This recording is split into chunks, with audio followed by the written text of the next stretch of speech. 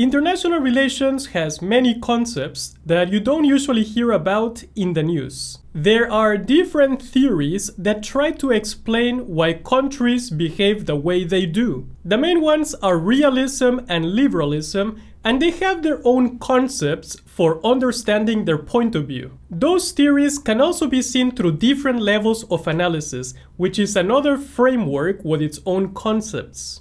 Like, is a country's behavior a reaction to the conditions it faces at the international system? This includes international factors like anarchy, the self-help system, the balance of power, the security dilemma, or the world polarity. Or does it depend on how the country is set up internally, its political system, ideology, type of government, the economy? Or does a country's behavior depend on its leader, the leader's personality, biases, feelings, past experiences, mental health? But besides these theories and levels of analysis, there's another framework known as foreign policy analysis, which has its own concepts and models that can be used to complement the other two frameworks. So let's get into it.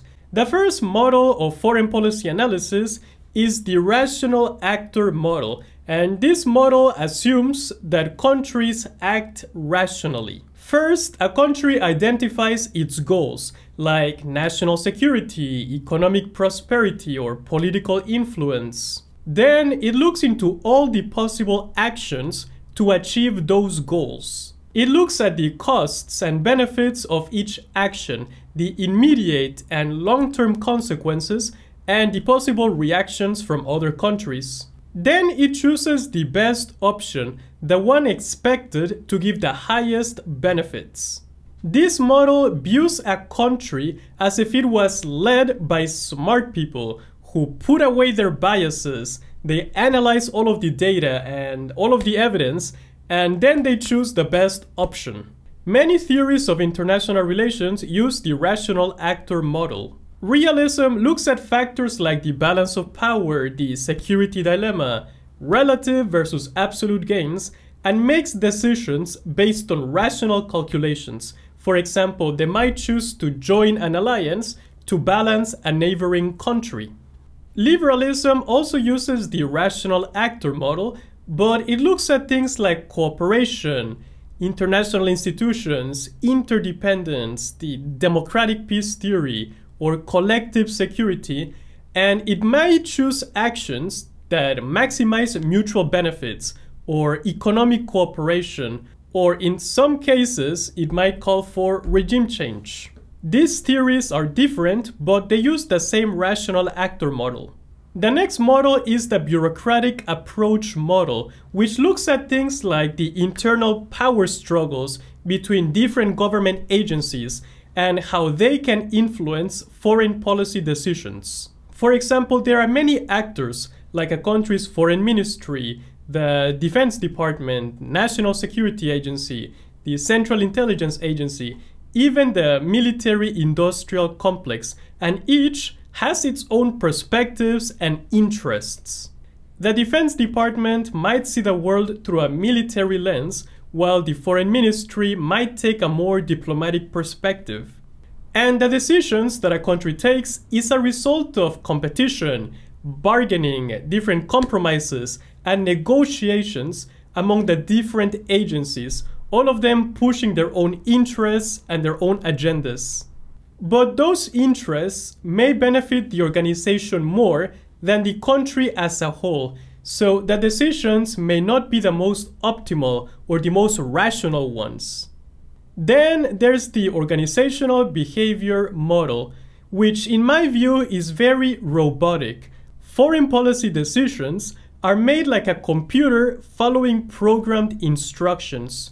This model views decisions as being made by government agencies following established routines and procedures. For example, when you apply for a visa, you submit the required documents. Then officials will follow a standard operating procedure. They will evaluate your application, and depending on this procedure, you may or may not be granted the visa.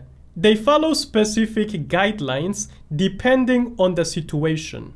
When something happens in the world, they pull out the guidebook from their own organization and they start to follow a standard operating procedure that is written in the book for that specific situation. The next model is the Groupthink Model, and groupthink happens when a group's desire for consensus and cohesion is seen as more important than critical thinking and having alternative views. Groupthink can happen when there is high unity in the group, so this can lead to pressure to conform to the group's way of thinking.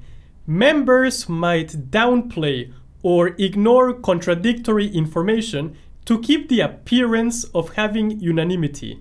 This can prevent outside opinions or perspectives from reaching the group. Those people who oppose the group's decisions are viewed negatively, and they can be stereotyped as being evil or weak or biased. So members might hide their own real opinions or counter-arguments in order to maintain group harmony and avoid conflicts. This creates the illusion of having unanimous agreement, and people that stay silent are viewed as agreeing with the group. Some members even take the role of mind guards, where they protect the group from information that might disrupt the consensus. Groupthink can also lead to members being over-optimistic about their choices, since everyone in the group agrees with them. This can result in them taking risky decisions, since unanimous agreement makes them believe that they are immune from errors. The consequences of this can be bad or even disastrous policies, biased policies, failing to anticipate problems, having no alternative perspectives, and even having no backup plans in case things go wrong. The next model is the cognitive model, and this model looks at how the biases and the ways of thinking of an individual person affects their foreign policy decisions. People have their own interpretations of how the world works based on their own beliefs, their values, their past experiences, which affect how they see international events. Those beliefs can be influenced by their own personal experiences, their culture, their education, where they went to school, and even which people they've met. For example, someone who studied abroad in China and speaks the language might have a different view of China than someone who has never been there, doesn't speak the language, and doesn't know many Chinese people. If both persons are discussing a foreign policy decision related to China, they might have very different perspectives and suggest different policies. People can have different biases. There's confirmation bias, where they look for information or interpret information in ways that confirm their own beliefs. There's also anchoring bias, where people rely heavily on the first piece of information that they previously encountered when making a decision. There's also cognitive dissonance, and this is where people have an uncomfortable feeling when they have conflicting information. For example, if there's a politician that you don't like and you hear positive information about that politician, you might feel uncomfortable. Even emotions like fear, anger, pride can make leaders take decisions that might not align with a rational analysis. The last model is the media and public opinion model, and this one looks at how the media and the public opinion can affect foreign policy, especially in democratic countries where people vote for their leaders. The media can shape how the public sees international events, and they can frame issues by presenting the information in a specific way. And they can also influence the public and the policymakers by bringing attention to specific issues. So the media has the power and the ability to set the agenda for what is considered important for public discussion. Public opinion can also be influenced by their own emotions and biases, and the quality of information that they get from the media, even if that information isn't accurate. In some cases, policymakers might adjust their strategies to align with the public opinion in order to gain or to keep political support. So when a country makes a foreign policy decision, you can look at it through different models. Is it a result of what the media talks about and the public opinion? Is it people in power looking at all of the information rationally and choosing the best strategy? Or is the foreign policy being made and influenced by different government agencies or even the military-industrial complex? Or is it a result of government agencies that are following their own standard operating procedures? Or is it a product of people working in groups and not wanting to go against the group narrative in order to keep their jobs? Or is it a result of the way people in power think and their biases and the way they see the world?